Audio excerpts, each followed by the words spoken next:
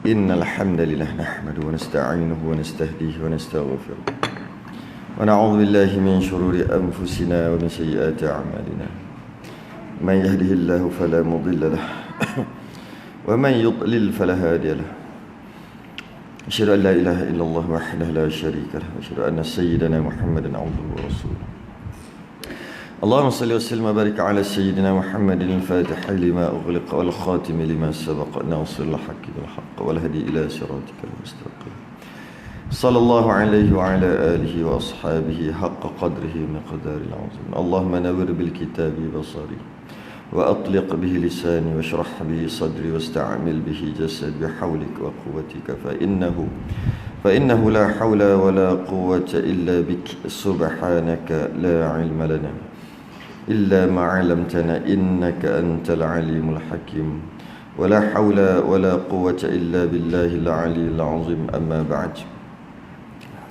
Pertama sekali mari kita rafa'kan kesyukuran. Terima kasih kita kepada Allah Ta'ala. Alhamdulillah, malam ni dapat kita sambung pengajian kitab kita yang ditangguh bulan lepas, kitab Muniyatul Musalli, mana kita berhenti busuk apa? Yang ada yang Rumi, yang Jawi apa? Sempat tanda je. 11. Yang Jawi apa yang Jawi? Wa'mur ahlaka bis-salah wastabir 'alaiha la nas'aluka rizqan nahnu narzuquk. Qala al-mu'allif rahimahullahu ta'ala wa nafa'ana wa iyyakum bi'ulumi fid darin amin ya rabbal alamin. Maka berkata pengarang, wa'mur ahlaka bis-salah wastabir 'alaiha. Suruh olehmu akan ahli kamu, ahli keluarga, dengan mendirikan sembahyang dan bersabar atasnya. Nak mendirikan sembahyang ni kena sabar, kerana bukannya senang nak mendirikan sembahyang. Nak solat tu senang, nak mendirikan tu yang susah. Jadi kena bersabar, sentiasa berusaha. Tak khusyuk pun kena usaha lagi sampai dapat. La nas'aluka rizqan, kami tak pinta akan kamu rezeki. Dengan maksud, kamu semayang ke, kamu tak semayang ke, Allah tetap macam tu juga. Bukan dengan kita sebab kita solat Allah jadi makin kuat ke, makin berkuasa ke, tak ada pun. Macam tu juga. Nahnu narzuquk, kamilah yang beri rezeki. Maka ulama membahaskan ayat ni, bincangkan apa kewajipan solat. Bawah tu kalau kita tengok, maka sebenarlah bahawa adalah ia sembahyang tempat sejuk mata hati hamba Allah yang arifin. Tempat sejuk mata hati hamba Allah yang arifin. Tempat relax, tempat rehat, tempat dan dengan dia tetap mata hatinya. Tempat yang lazat, tempat yang sedap ketika solat tu lah bagi orang arifin. Arifin ni arafah, tahulah, orang yang kenal, orang yang celik. Arif, orang yang arif, orang yang tahu. Jadi dia tempat sejuk mata hati, maksudnya tempat untuk dia berehat. Bila terbuka ma'rifah dan asrar pada perbahasan yang sebelum ni, iaitu rahsia-rahsia solat tu, maka akan terasa lazatlah segala anggota dan hatinya ketika solat. Iaitu ibarat daripada suka dan kesenangan dan sempurna nikmat dan lazat yang hasil padanya. Kesedapan tu lazat solat tu. Macam mana lazat solat sebenarnya? Kita hanya mungkin kita boleh melihat cerita-cerita ataupun kisah-kisah yang diceritakan oleh ulama-ulama yang terdahulu, wali-wali Allah. Itu macam-macam kita dengar cerita. Jadi mereka ni betul-betul merasai kelazatan tu, yang mana syurga yang dipercepatkan. Itu pun perbahasan kita bulan lepas kan, iaitu sembahyang ni macam syurga. Sampaikan Nabi SAW kalau penat je, lepas balik perang penat, nak berehat, Nabi tak cakap kau balik dulu, aku nak tidur. Aku nak berehat. Nabi kata, arihna ya Bilal. Bilal rehatkan kami. Buat apa? Qomat. Nak rehat, qomat. Dengan maksud semayang. As-salatu jami'ah, semayang. Padahal nak rehat, kita nak rehat. Tadi kuliah muslimat, kuliah subuh tu kuliah muslimat. Habis kuliah muslimat tu, gedebak pukul 12, pukul 1 jugalah. Penat tu. Daripada subuh. Pukul 5 pagi lagi. Maksudnya bangun subuh tu kan untuk ni. Jadi bila macam tu, habis tu, cukup dah habis kuliah muslimat tu, cakaplah dengan AJK masjid tu, balik rehat. Rehat tu maksud apa? Tidur. Tapi sahabat dulu, malah ulama-ulama, wali-wali, dia rehat je semayang. Balik kita kan, dia tidur tu penat. Kita penat tidur. Tapi kalau awliya Allah, dia rasa kelazatan, dia seolah-olah masuk dalam syurga jika dia semayang. Ada satu kisah seorang wali, solat subuh pagi Jumaat. Dia cerita oleh Tok Guru lah ni. Masa dia baca surah apa? Wa isqawna fiha ka'san kana mizajuha zanjabila. Rakaat kedua kan? Rakaat kedua. Masa dia baca ayat tu, kemudian dia berhenti. Lama berhenti. Lepas tu sambung balik. Agak lambat lah tu dia sambung balik. Ainam fiha tusamma salsabila. Maka apa nama ni, anak murid dia tanya, kenapa tuan berhenti kejap tadi? Masa baca tu bukan kejap lah, lama lah, pelik lah, agak lama tak sambung. Dia kata dia sedang menikmati kelazatan yang tidak terhingga. Maka kita tengok balik ayat tadi, wa yusqawna fiha ka'san kana mizajuha zanjabila. Dalam syurga tu mereka diberi minum segelas minuman yang campurannya adalah zanjabila. Macam-macam lah ulama kaji lah. Akhir sekali berapa pendapat yang kita ambil mudah ni, orang awam ni kita ambil halia lah. Halia. Zanjabila ni halia lah kita bagi. Ada satu minuman yang sedap seumpama halia, yang dia baca ayat surah tu, kemudian dia diam sekejap, menikmati, oh sedapnya, betul, kembali balik. Sambung, ainan fiha tusamma salsabila. Yang didatangkan daripada mata air syurga yang bernama salsabil. Mereka sampai macam tu sekali, dapat rasa atas kurniaan Allah, yang seolah-olah dia dapat minum minuman syurga yang sebenar atas kurnia Allah atas manusia yang muraqabah, yang betul-betul dekat dengan Allah ketika solat. Kita tak boleh dapat, kita baca macam tu. Baca ayat neraka pun tak rasa apa, baca ayat syurga pun tak rasa apa. Kalau kita tak faham, memang tak rasa apa. Kalau faham pun tak rasa apa. Tak faham pun tak rasa apa. Rasa tak kalau baca ayat neraka, apa ni? Wa ashabul yamin, bukan, wa ashabus shimal, golongan kiri, golongan yang menang neraka, baca okey macam tu, mendayu juga. Bukan kata salah mendayu, maksud kita ada rasa takut tak? Sebab nanti dia akan ada 3 golongan. Golongan dapat tangan kanan dengan buku catatan dia, dapat tangan kanan, dapat tangan kiri, dapat belakang. Bila disebut tangan kiri, maksudnya neraka. Bila kita baca, tak ada rasa pun. Memang, padahal tu faham tu. Kalau tak faham memang tak ada rasa. Faham tu pun tak boleh nak rasa. Sebab rasa ni dia rahsia ni. Dan apa nama, dia terasa seolah-olah macam minum minuman syurga. Tapi minum apa ni, terasa tu tak batal solat. Dia kata batal lah solat dia minum dalam sembahyang. Tak. Sebab yang membatalkan solat, minum dan makan daripada makanan dunia. Dia dapat makanan syurga, tak batal. Tak batal. Dia kira dapat makanan syurga lah tu. Dapat minuman syurga. Nabi SAW sama juga. Dia boleh puasa wisal, dia panggil. Puasa yang tak dibenarkan bagi umatnya. Wisal dia panggil. Dia ada puasa Nabi Daud. Puasa Nabi Daud tu selang-selang. Itu paling afdal sekali. Dia ada puasa dahri dia panggil. Puasa tiap-tiap hari. Yang ini hanya dibenarkan bagi kita tiap-tiap hari berpuasa, kecuali hari-hari haram tak boleh lah kan. Berpuasa tiap-tiap hari, puasa dahri dia panggil, iaitu dengan syarat. Syaratnya dengan dia berpuasa tak mengabaikan tanggungjawab dia. Dengan dia berpuasa tak lagak kerja, tak cukup untuk anak bini makan. Dengan tak, dia puasa hari-hari pun sama aja. Maka dia dibenarkan puasa hari-hari. Jika tidak, hukumnya makruh. Dengan dia puasa, dia kerja macam mana, macam tu juga dia kerja. Puasa ke tak puasa ke, kerja macam tu juga. Dengan berpuasanya hari-hari itu tidak melemahkan dia, maka dia dibenarkan puasa hari-hari. Jika tidak, dengan sebab dia berpuasa dahri, hari-hari, Puasa dahar ni setahun sebenarnya. Maksudnya puasa hari-hari, tapi menyebabkan turunnya semayang jadi lemah, bekerja jadi lemah. Apa nama, kalau nak buat overtime tak boleh, duit jadi kurang untuk dan sebagainya, maka waktu tu jadi makruh.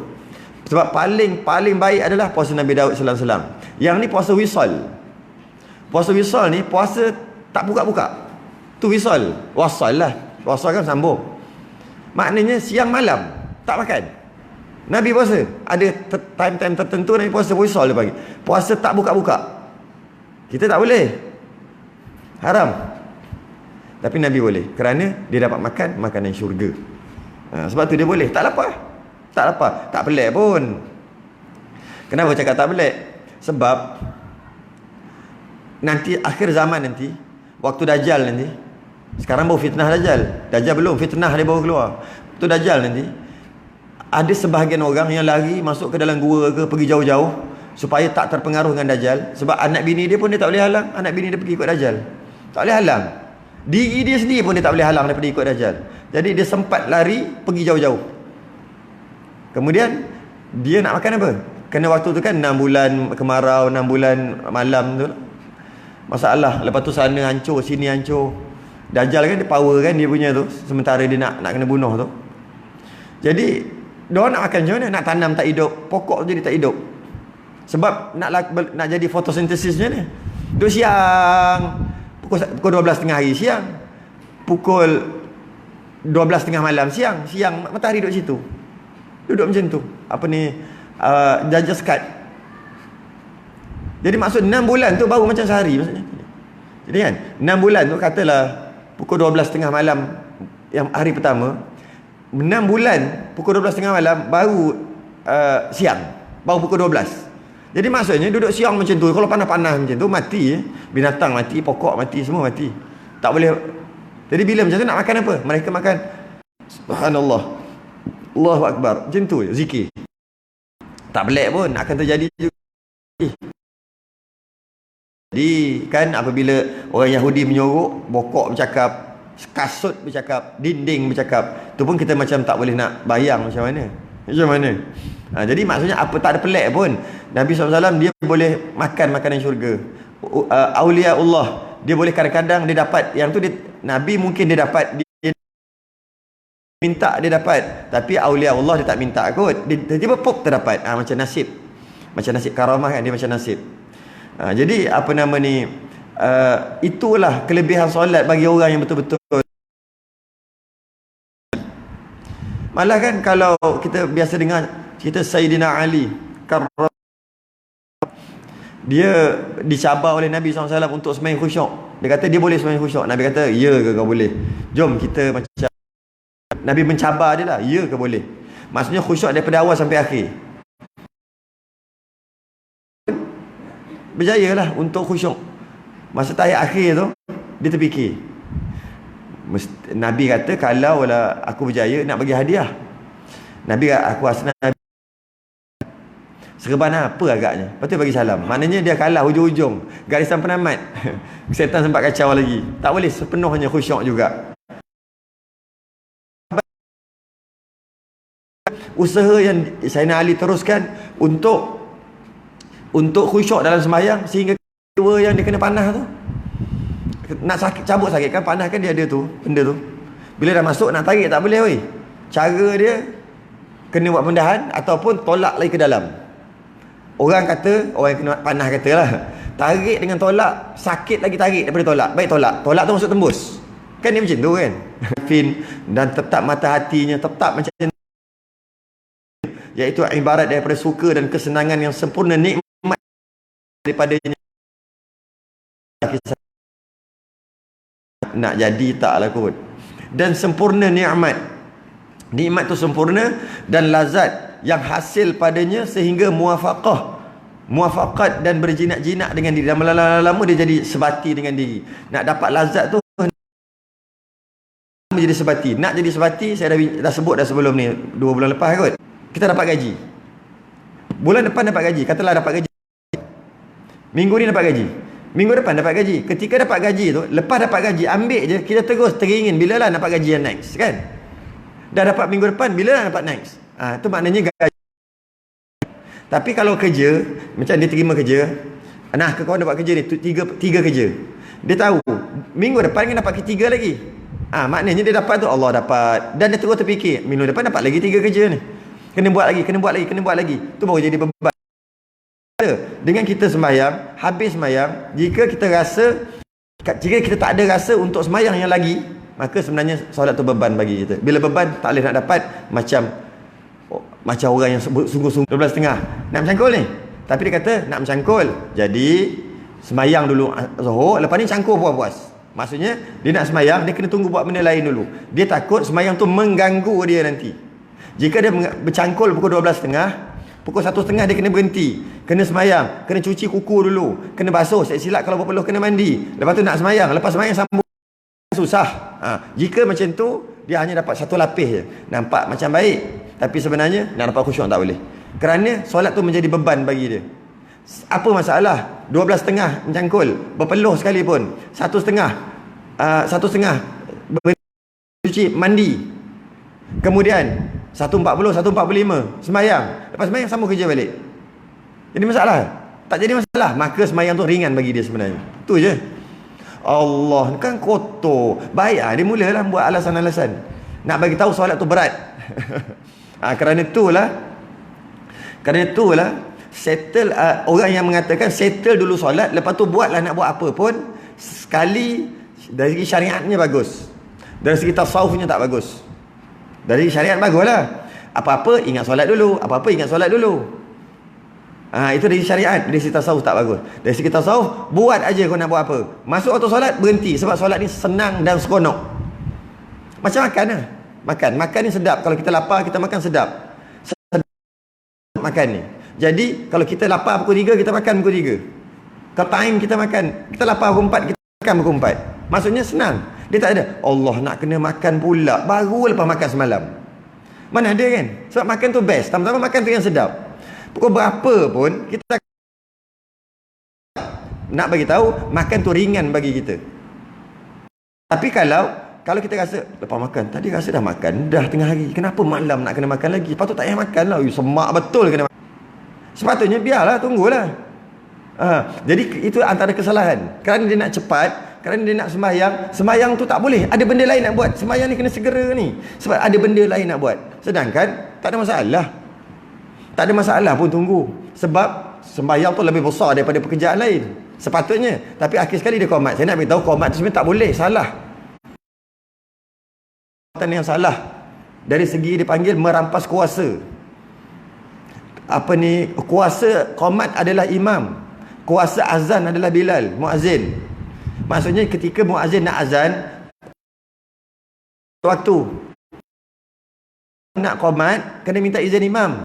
Imam tak bagi, setengah ulama mengatakan, setengah pendapat mengatakan tak sah qomat tu. Tak apalah tak sah qomat, sembahyang tu sah, cuma qomat tu tak sah. Nak qomat kena kata qomat maksud minta izin imam. Milik imam, bukan milik Bilal.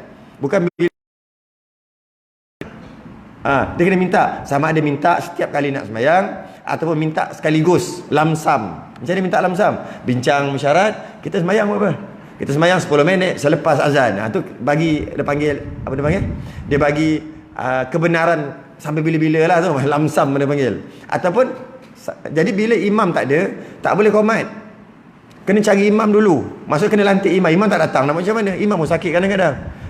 Motor rosak, kita rosak, dia kena cari dulu. Imam cari siapa yang nak dulu. Imam ya. Bila dia angguk, maknanya dia jadi imam. Baru cakap qomat sebab dia ada imam, baru boleh minta izin. Dia kata okey, baru qomat. Bukan lepas qomat. Itu pakat-pakat lari belakang tiang. Itu pakat-pakat lari. Jadi sekarang ni dia qomat ni dapat izin siapa? Tak ada. Tak ada dapat izin. Kerana tu lah sebagian pendapat mengatakan tak sah qomat dia. Tak sah qomat, sembahyang sah, qomat tu tak sah, tak dapat pahala. Sebab dia dah merampas kuasa. Macam Bilal ada, imam ada, kan? Bilal pergi jadi imam, naik turun depan. Dia bagi kat mic ni dekat Bilal, suruh dekat imam, suruh imam qomat. Nama rampas kuasa yang terjun ni siapa? Kan imam yang dia okey lah sikit, kalau apa-apa hal dia penyelamat. Tanya dulu. Dia kata sakit tekak, tak boleh, maknanya dia tak nak jadi, tak boleh qomat lah. Cari. Dia kata okey. Bila dia kata okey, automatik dia imam. Imam bidang terjun lah. Imam. Lepas tu qomat qomat. Baru boleh. Tu cara dia. Kenapa jadi yang Bilal qomat terus? Sebab dia ada kerja. Sembahyang ni berat bagi dia. Ada apa nama ni, macam kita lah, kalau kita belajar, kita seronok mengaji kuliah ke kuliah tu panjang, mungkin kalau sejam ke bawah tu dah biasalah, normal. Lebih sejam setengah ke tak terasa pun, tahu-tahu sejam setengah, tahu-tahu dah 2 jam. Cuba benda tu memboringkan dia, maksud dia tak minat, berat kuliah tu bagi dia. Lepas tengok jam, lepas tengok jam, lepas tengok jam. Tengok, bergantung lah, bergantung. Kalau ada orang suka majlis ilmu, bila time majlis ilmu setengah tak. Sebab ceramah ni agak ringan. Ceramah 2 jam tak apa. Majlis ilmu setengah jam dah penat. Dia tengok siapa minat. Kalau dia minat ceramah 2 jam selamba je. Kadang-kadang berdiri lagi. Kalau ada dekat Padang, berdiri lagi, tak ada apa pun. Tapi kalau kuliah dengan maksud fardu ain yang belajar, yang kena cerna, kena hadam, kena fikir ni, setengah jam dah rasa macam-macam lah. Tengok pada minat. Jadi sama juga sembahyang. Dia minat sembahyang, tak ada masalah. Dia nak keluar rumah, nak keluar pergi ke mana-mana, nak bawa keluar balik kampung ke mana, pukul 1 pun dia keluar 1 tengah hari. Sampai depan tu sikit, pergi sembahyang dekat Surau Hidayah situ. Alah, tak sempat keluar. Tak ada masalah. Kalau kita agak kita apa? Baik sembahyang kat rumah, keluar boleh terus. Maknanya sembahyang berat bagi kita. Keluar ajalah. Lepas tu nanti kena singgah lah, sembahyang kan ringan bagi kita. Singgahlah sembahyang surau tu, dah azan di situ. Kalau tak azan tu, pergi depan lagi. Ada surau-surau yang lain, masjid yang lain. Singgah ajalah. Kita nak lalu ke mana-mana pun, singgah. Kalau dalam setengah jam ke apa, sampai kat Panglima Perang mana, sembahyang bila dah azan tu, saya Allah salah, singgahlah. Walaupun baru keluar setengah jam, nak balik kampung lagi 3-4 jam.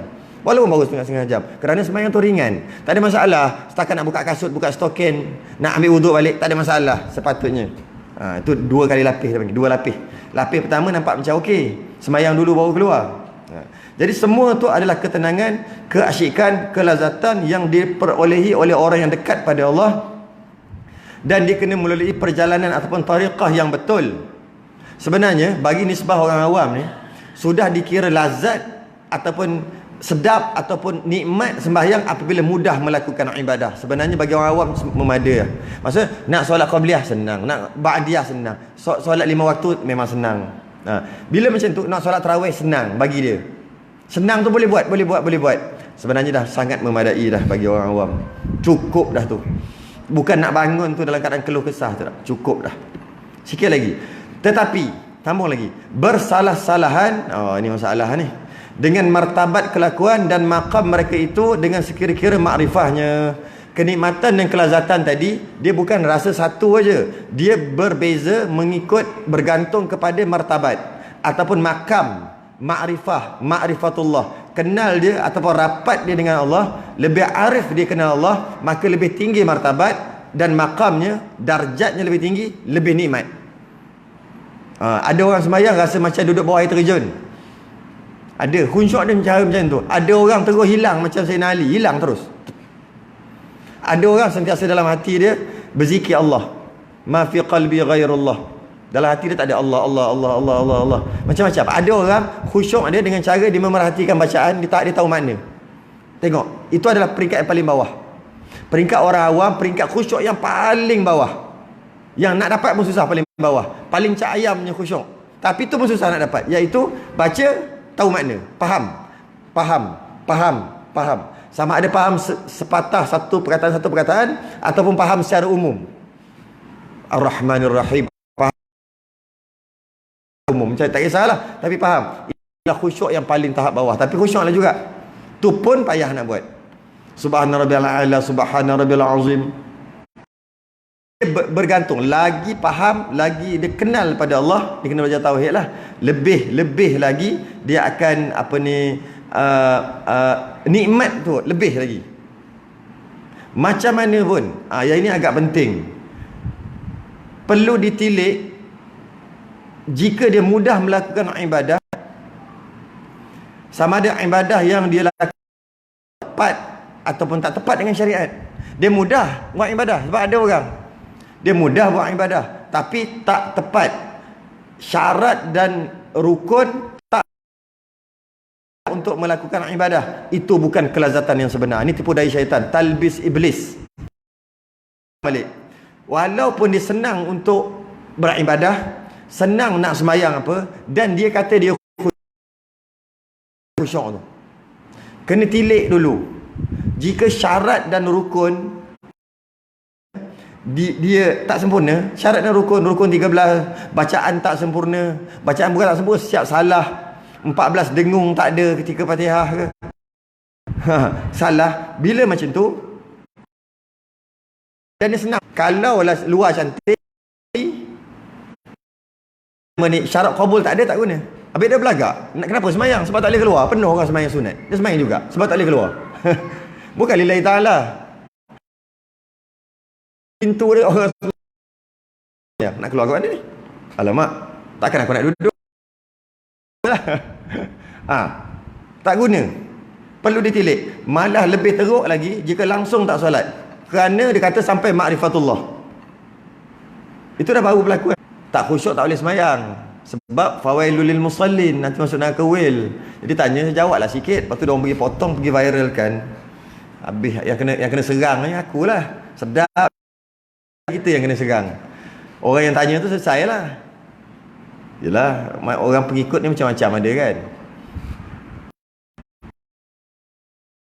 Pun hendak ada ditilik perjalanan syariat je. Syariat betul, baru